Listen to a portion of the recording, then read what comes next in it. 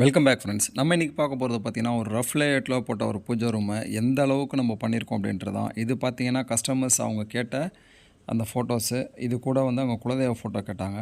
அதை எப்படி ஆர்கனைஸ் பண்ணோம் அப்படின்றத ஒரு வீடியோவாக போட்டிருக்கோம். வணக்கம் சார். சார் ஆக்சுவலாக இது வந்து உங்களுக்கு பூஜை ரூம் எப்படி செட் பண்ணணுன்ற ஒரு சின்ன பிளான் தான். எப்படி ஃபோட்டோஸ் அசம்பிள் பண்ணணும் அப்படின்றது. எனக்கு நீங்கள் கொடுத்த நீளம் பார்த்தீங்கன்னா 70 இன்ச்சு, ஹைட்டு வந்து 50. சரிங்களா? 70க்கு 50, 55 சொன்னீங்க நினைக்கிறேன். 55 சொல்லியிருப்பீங்க.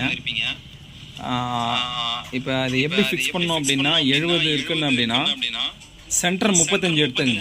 சென்டர் பார்ட் பார்த்தீங்கன்னா 35 இன்ச்சஸ். 35 அதான் நான் போட்டிருப்போம் உங்களுக்கு. இந்த 35க்கு நேராக ஒரு கோடு ஒன்று போட்டுருங்க. ஸ்ட்ரைட்டாக ஒரு கோடு ஒன்று போட்டிங்கனாக்கா, ஸ்ட்ரைட்டாக ஒரு கோடு போட்டு அந்த கோட்டுக்கு நேராக வந்துட்டு இந்த ஆணியை படத்தை எங்கே ஃபிக்ஸ் பண்ணணுமோ அப்படி ஃபிக்ஸ் பண்ணிங்க. சரிங்களா? ஸோ ஒரு படத்துக்கும் இன்னொரு படத்துக்கும் இந்த ரெண்டு படத்துக்கும் உள்ள கேப் பார்த்தீங்கன்னா 1.5 இன்ச் வச்சுங்க. அது மாதிரி இந்த படத்துக்கு உள்ள கேப் பார்த்தீங்கன்னா 1.5 இன்ச் ஃபிக்ஸ் பண்ணி இந்த நேராக போட்ட கோடு போட்டிருக்கீங்க இல்லையா, அந்த கோடு போட்டுறதுக்கு நேராக வந்துட்டு ஆணியை ஃபிக்ஸ் பண்ணி ரெடி பண்ணிடுங்க. சரிங்களா?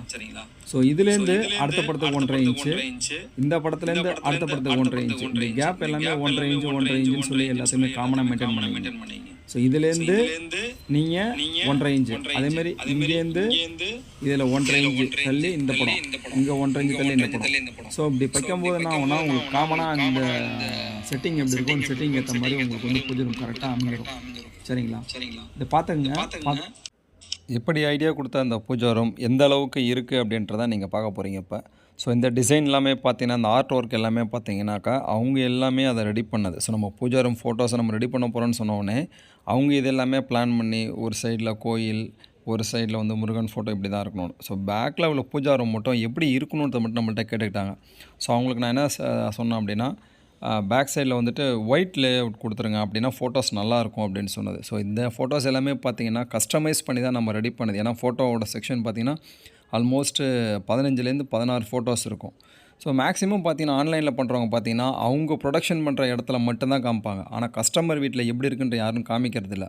So we are the only one person. நாங்கள் ரெடி பண்ணி கஸ்டமர் வீட்டில் எடுத்த அந்த வீடியோவை உங்களுக்கு அப்டேஷன் பண்ணுறோம். So keep supporting. உங்களால் தான் எல்லாமே நடக்குது.